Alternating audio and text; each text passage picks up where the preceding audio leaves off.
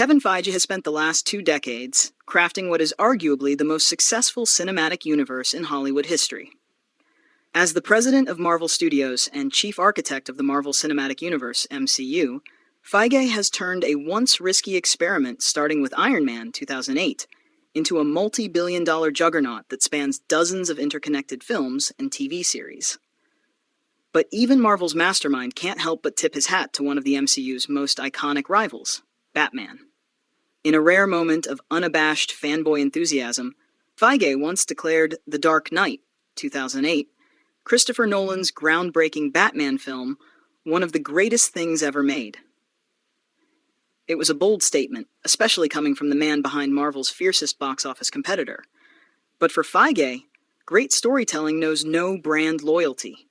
Speaking in various interviews over the years, Feige has never shied away from praising other filmmakers and their work, even if they operate outside the Marvel ecosystem.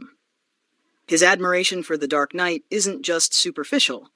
He recognizes its narrative ambition, psychological complexity, and cultural impact as transcendent, setting a high watermark not only for superhero movies, but for modern cinema at large.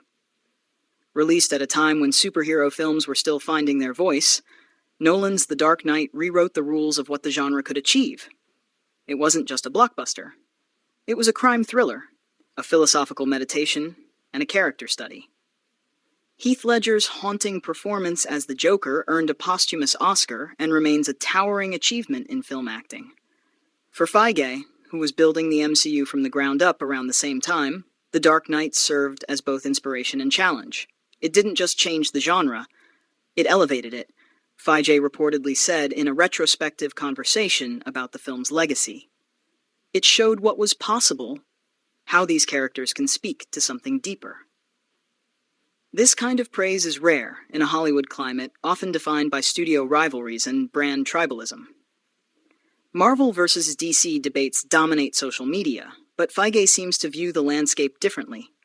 As a lifelong comic book fan, he isn't driven by competition as much as by a love of the medium. In fact, Feige's career began at Marvel in the early 2000s, but his fandom spans both universes.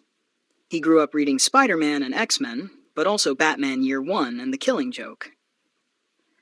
Feige's acknowledgement of The Dark Knight as a masterpiece also underscores an important truth. Great art transcends corporate labels.